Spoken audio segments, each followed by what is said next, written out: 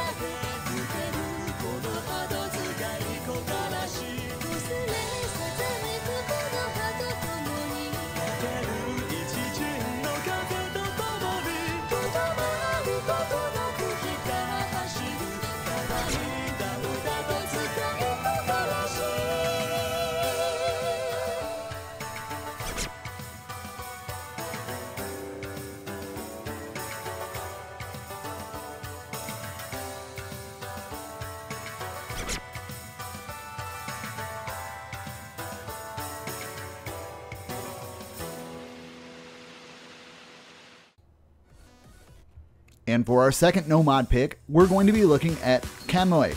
Now this is a general accuracy chart that tests burst accuracy with SV ability. The hardest part of this chart are the Kai sections, alternating between tough SVs and easier SVs. With 1/8 bursts at 175 BPM, that's 23.3 notes per second, guys. However, the bursts are easy to combo, but they are hard to time, especially with OD9. Most of the SVs can be predicted and are easy, but the harder SVs include very abrupt slowdowns which could create some early misses. This one, in my opinion, might be a possible ban pick due to that very fact, but we won't find out until we see the semifinals. Looking forward to it though.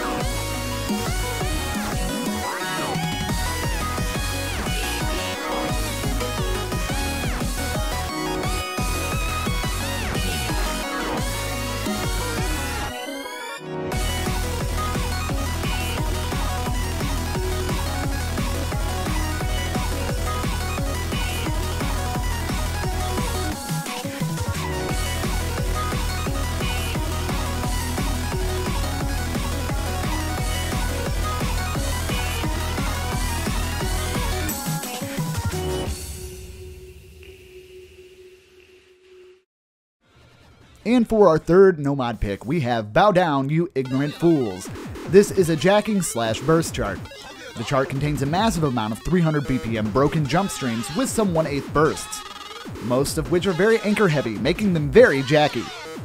The chart also contains a decent amount of 300 BPM trills, making this chart extremely a non-stop barrage of jack-based patterning.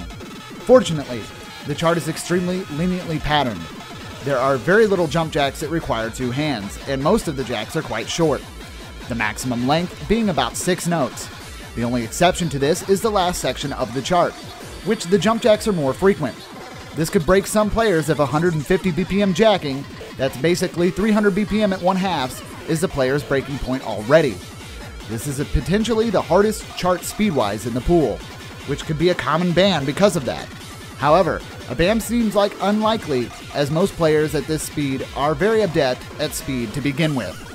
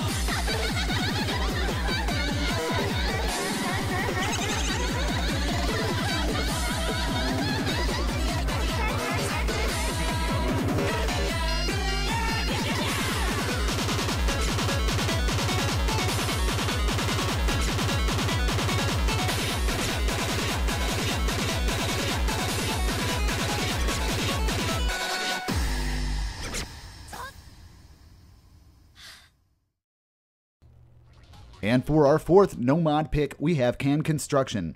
This is basically a general accuracy pick. It's not quite as difficult in comparison to the rest of the map pool.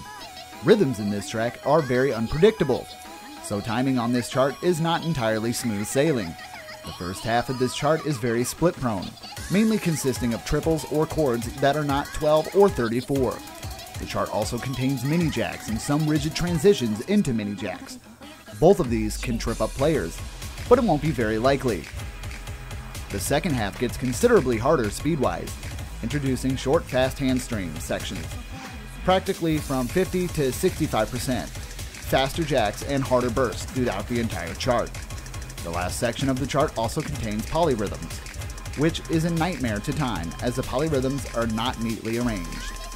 Hopefully we'll see this one quite a bit, as it does look like it could be a possible slip-up, even though being an accuracy pick, Only time will tell as we go further into our semifinal map pool.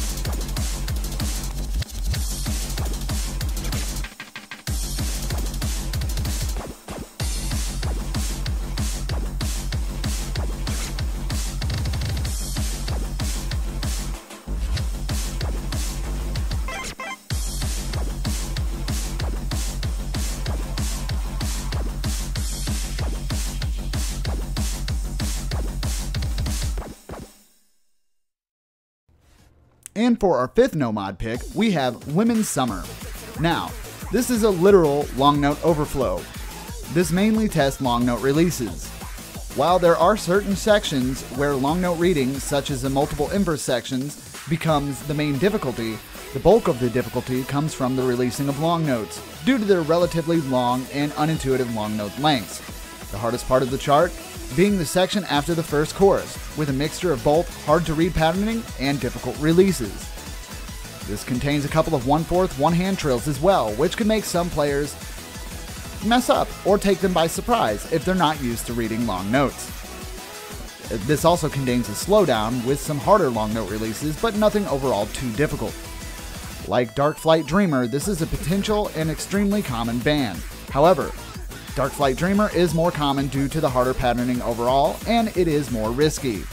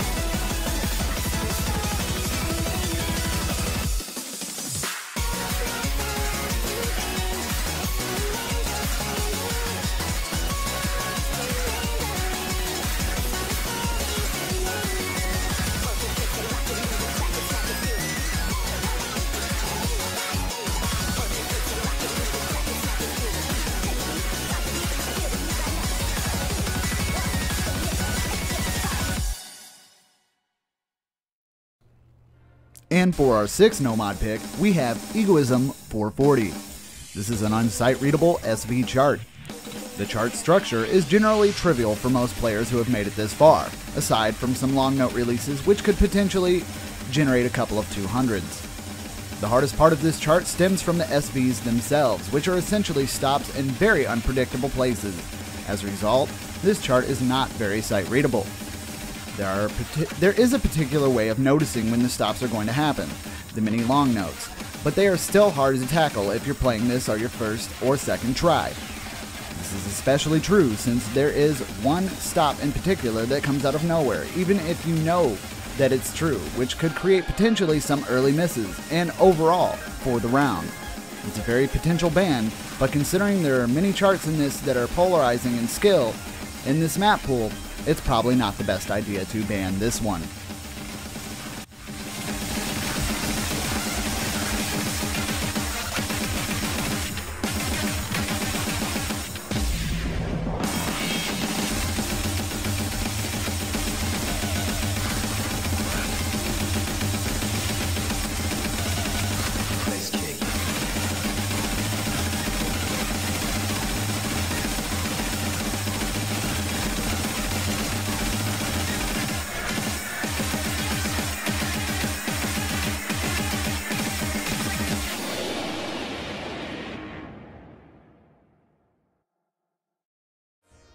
And with our 7th no-mod pick, we have Vic plus Legendaria. This is an accurate chart for winners bracket team and a speed chart for losers bracket teams. The chart starts out with a broken light jump stream at 270 BPM, which can be very tricky to time due to its rolling nature, but not quite difficult compared to the rest of the chart. The hardest part of this chart is in the Kai section itself and the ending, with spurts of 270 BPM dense jump streams at 27 notes per second. The patterns are not super easy due to the abundance of the mini one-hand trills, but the jump streams are quite short and have nice transitions into them. The rest of the chart is practically fodder, so your performance on this chart is entirely contingent on the player's jump stream ability.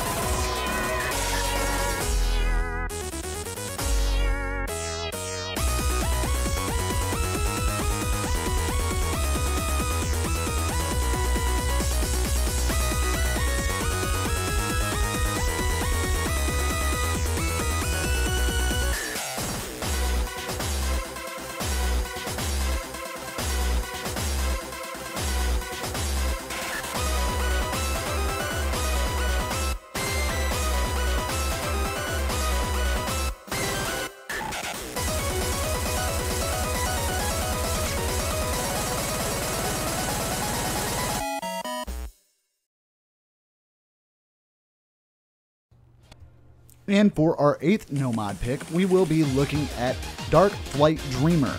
Now this is a super heavy long note chart, as the difficulty name suggests. The choruses have 3 different layering approaches, all of which are difficult in their own right. The first chorus contains an overwhelming amount of long notes, but the saving grace is that the releases of those are quite intuitive if you are able to decipher what's going on in the first chorus. The second chorus is arguably the hardest chorus of the 3, as the long note rhythms are still very synapticated and are much harder patterning than before. The third chorus contains a full 1/4 jump stream inverse section, which is easier to read than the second chorus but is very prone to early misrushing, which could lead to potentially failing or major accuracy drops. An OD of 5, but it certainly does not feel like OD5. The extremely common ban, as there are notable teams who are not very adept at long note releases, so this one probably will see a higher ban rate, but hopefully we'll be able to see it once during the semifinals.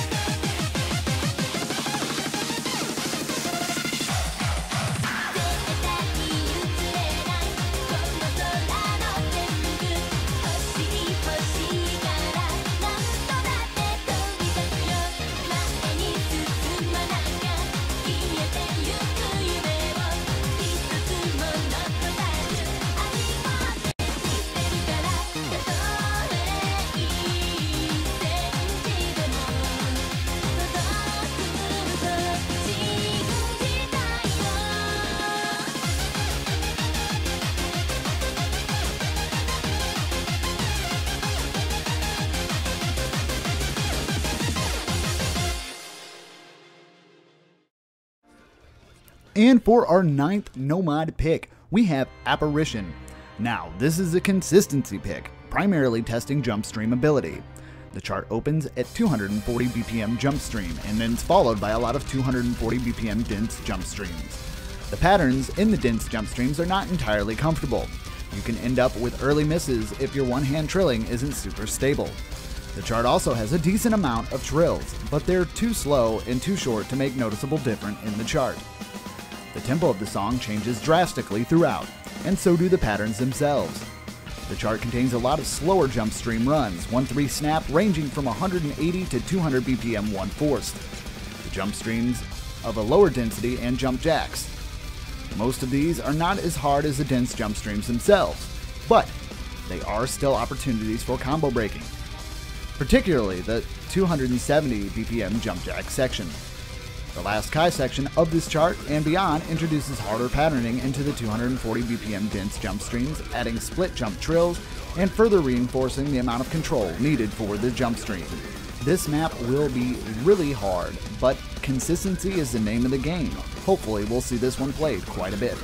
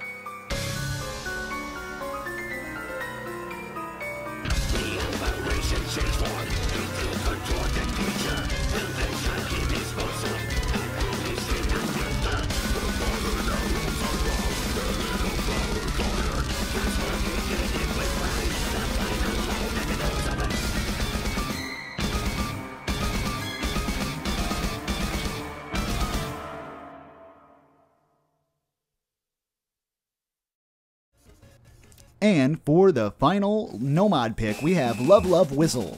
Now, this is a super all-rounded pick, testing everything from jump speed to long note ability and short-term jump stream consistency. The hardest parts of the chart include the long notes littered all over the chart, the 240 BPM dense jump streams, and some of the inverse long note sections, all of which are sections that players could easily bleed 200s on. There are also extended hamstream sections at 180 BPM that could slip up players who are weaker at slower hand streams or extended chord streaming. Despite the amount of skills tested in the chart, however, it's actually one of the easier picks in the pool, and mainly tests accuracy. I feel like Love Love Whistle will be something we see quite a bit of, but only time will tell as we move forward into the semifinals.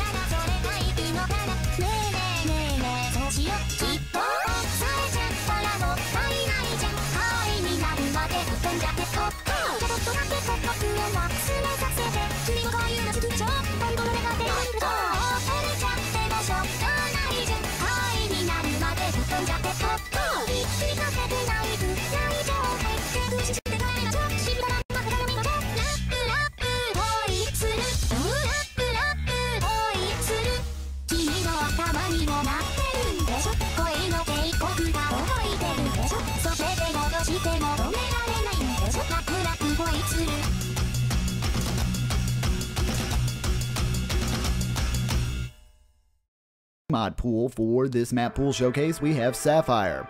Now, Sapphire is a speed pick for the free mod bracket and is the hardest chart in the free mod pool speed-wise. It has a 240 BPM jump stream with hard patterning, but it barely gets dense enough to affect most of the player's performance combo-wise. Most of the jump stream runs are quite spread out as well, though weaker players might find the jump stream in the midsection to be quite draining due to the length of that section. This also contains sudden 1-3 chords, which could trip up players if their control is not perfect. The chart has very lenient pacing for strong teams, no super extended jump streams runs, and most of the non-jump stream patterning is quite comfortable to time, making this an accuracy pick.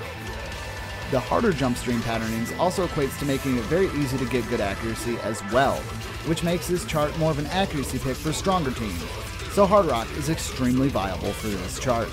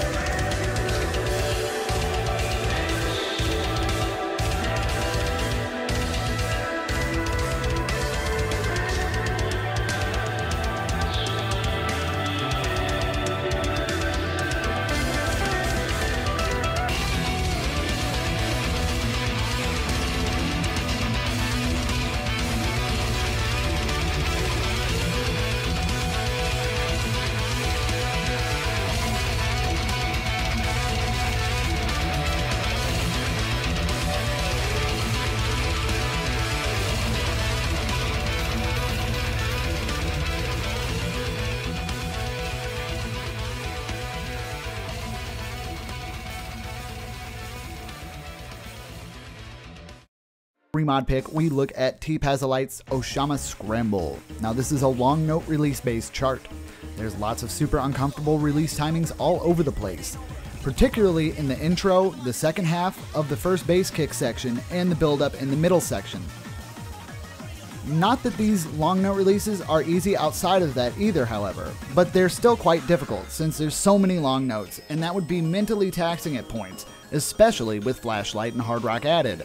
This is a more viable for players that use flashlight rather than hard rock. The release timings present in this chart is insanely difficult and will only get harder if hard rock is used, so this is definitely a flashlight-esque pick.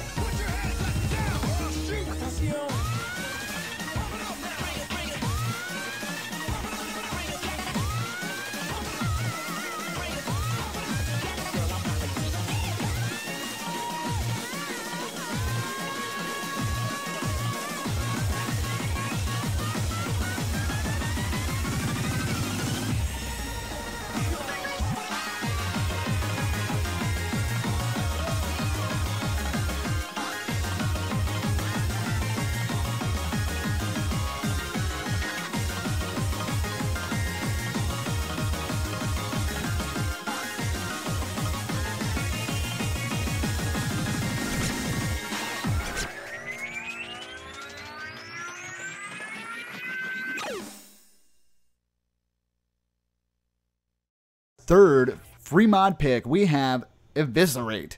Now, this is a general accuracy test, testing stream and jump stream accuracy. The chart opens up with a short stream section and then enters into a meat of the chart, which is the jump streams of varying density. The patterns in this alternate from very easy to get good accuracy on, e.g. the jump stream triplets, to difficult, e.g. the rolly dense jump streams. Fortunately, most of the jump streams are very short, very rarely exceeding over 5 or 6 seconds long, which makes timing in those sections a bit more manageable. The chart also has a notable amount of short long notes to the guitar, which could be a problem on hard rock if the player is not super adept with long note releases, since the timing window for normal 300 releases in hard rock is about 42 milliseconds. The chart ends with a very long stream section, which tests stream accuracy for a relatively low tempo for most players at this level.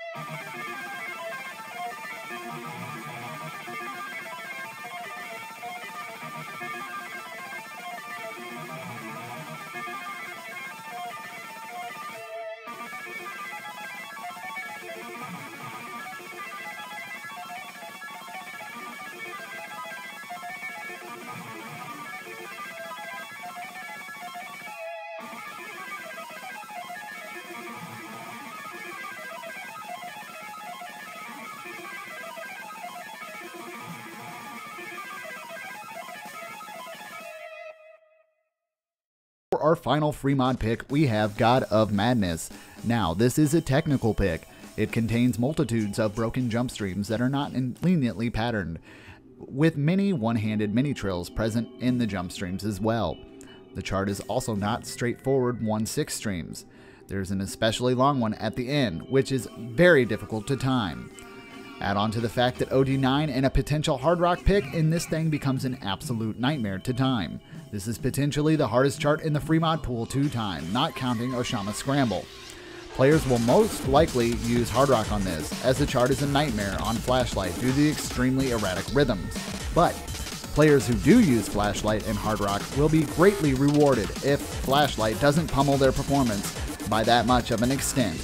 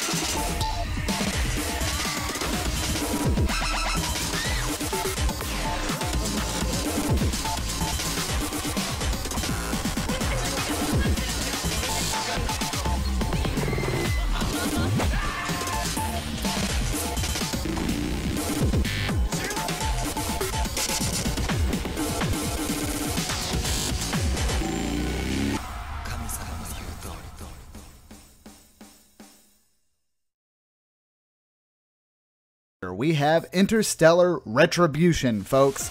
This is an accuracy-based, long note heavy, and SV heavy chart. The chart is primarily jack heavy, with non-simple patterning in the first half. The jacks are also occasionally accompanied with very heavy long note usage, which requires very quick releases to properly time. The chart is overall very uncomfortable to play and read through, with multiple rough mini-jack transitions while also balancing long notes at the same time. If not done properly, players could get multiple rushes of bad judgments, netting them hundreds, 50s, or potential early misses. The chart is also very hard to read at points due to the overwhelming amount of long notes, though not quite as difficult as some of the charts that are in the non-tiebreaker map pool, such as Darkflight Dreamer. Also, this contains some 1/8 bursts. They're generally irrelevant in difficulty since the rest of the chart is so much harder, despite the hard, Running Man heavy patterning. The SV chart throughout is kind of crazy, but SVs contribute most of the difficulty, 60% into the chart, with non-straightforward patterning present in the chart. The difficulty of the chart is reduced by a tiny bit in that section, but there are still multiple long notes with difficult releases, and a couple of 1/12 bursts that are annoying to hit with a lower speed mod. This section is arguably the hardest section to do in the entire chart, since there are not many charts that have extended slowdown sections with complex patterning. The chart is also considerably difficult outside of the slowdown. And this chart is evil, basically. That being said, I can't wait to see this potentially go down. Hopefully we'll see this tiebreaker. And that is everything from the Semifinals Mania World Cup 4Key 2016. Don't go anywhere though, guys, as we will continue to talk about the ongoings of today's matches in just a little bit. Thank you so much for taking the time to check out the Mappools showcase, and we hope you enjoy.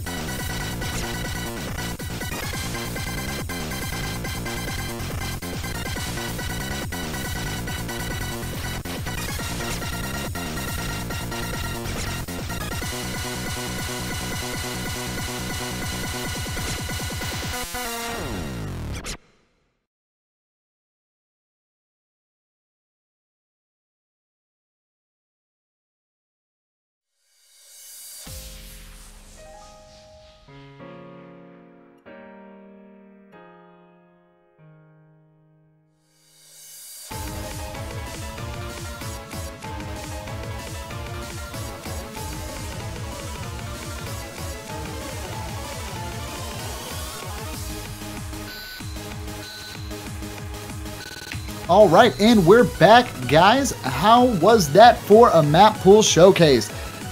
That was actually pretty crazy, in all honesty. The tiebreaker looks absolutely ruthless, but we are going to go ahead and go over a few things with the matches we saw today. So, I have Deadbeat with me, and I also have Juan Crystal with me, and we do have Connor as well. We're going to kind of talk about the matches that we saw today, maybe give a little bit of input on the Mappools showcase, and then, you know, wrap it up as we will not be having any more matches for today. So let's go ahead and get into the statistics of things. Deadbeat, what do you want to go over first? Well, I think a good place to start would be the results. All right, you can go right over the results. Real quick, we'll touch base on it. So this is the quarterfinals weekend, guys. And our first match we saw today, well, it was technically yesterday, but very late, was Canada versus Australia. And this was a win for Canada, bringing it 5-2 in favor of them. Then we saw, unfortunately, we saw 2 wins by default in a row. Thank goodness there was no more wins by default, or I would have had to sing Brain Power and nobody would have wanted that. Exactly, thank you. Those 2 were in result that Japan was unable to show for their match, so South Korea took that victory, and then Switzerland was unable to show up for their match, so Singapore won that one. And those are both win by defaults. Moving on, we had our my first match of the day with Indonesia versus the United Kingdom, and we got to see that one played out completely. Indonesia was not able to take a victory there, only getting 1 point on the United Kingdom, and the United Kingdom retaliating with that with a pure 5, clearing that up. Then we got into a little bit more of a clutch match with Chile versus Malaysia, that one going 5-3 in favor of Chile, but it looked like it could have went either way as Malaysia was playing incredibly well. There was just some picks that they weren't able to really pull on, and unfortunately there wasn't much they could do after that. Then we move on to Poland versus France, which looked like at first France had some technical difficulties with the first match, losing the first point to Poland, but they got their stuff together and clean sweeped afterwards of Poland. That first match there was, I would go as far as saying it was a technicality. You know, one of the players on the France side had to leave their keyboard, and they lost that match for that reason. That being said, Poland definitely gave it their all, right on the heels of France the entire time, but it wasn't enough to win. With our next match, we had Argentina versus Sweden, and Argentina took the only clean sweep that wasn't a win by default of this weekend, taking out Sweden 5-0. And then our last match that we watched just a little bit ago was the US versus Brazil. As Brazil took 2 points from the US, things were looking pretty dire, but the US was able to get their game together and managed to win that 5-2.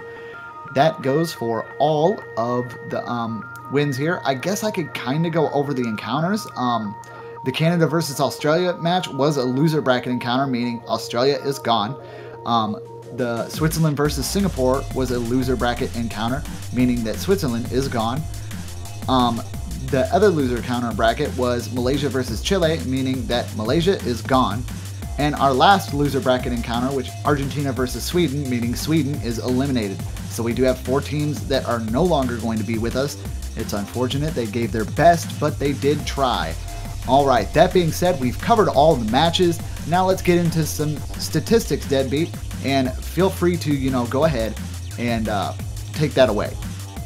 Yeah, I'll keep this short because I imagine after a long showcase, people are probably wanting to get other stuff done, but it does look like we had a few popular maps this time around. Gypsy Gets the Tick being one, Depravity Climax, and Palette Gamma, each one getting picked up 5 times actually. And the only time Palette Gamma didn't actually get picked up was the time we got banned, so a fairly popular map, that one.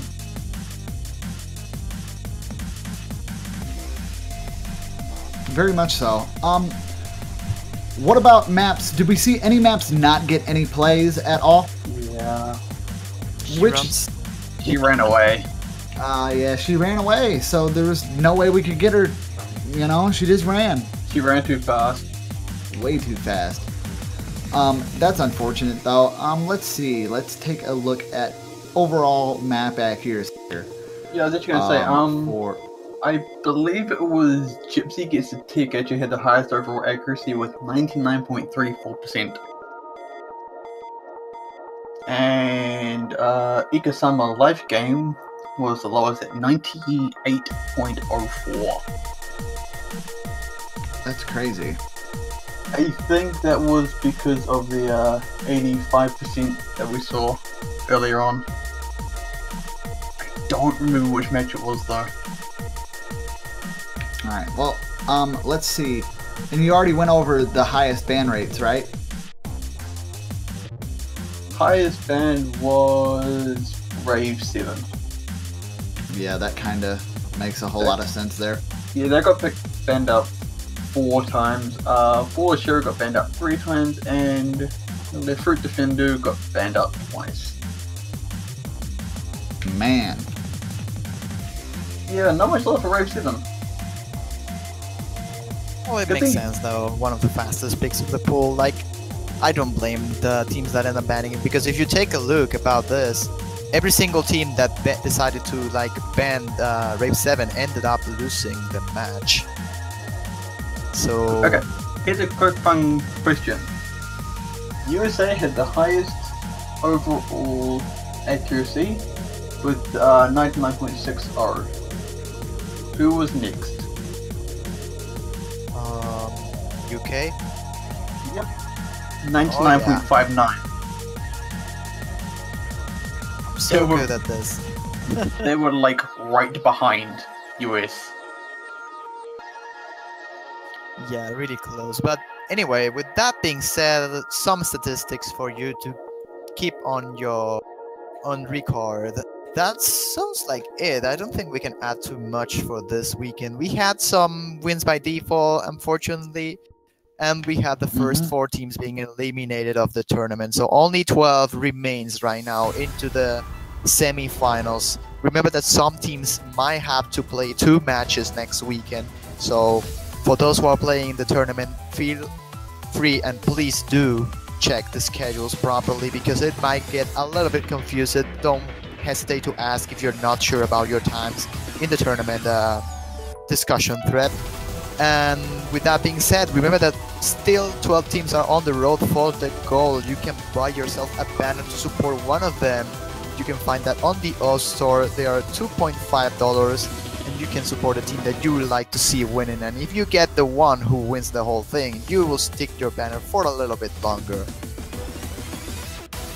So people, thank you all for watching here, and we will see you next weekend with probably another good round of matches, and hopefully no wins by default. Yes, and remember, you can always check the wiki, as Juan said, and gotta plug it. Rhythms only a click away, or a key press away, or a tablet away, however you want to do it, and we'll see you next week. Okay, bye.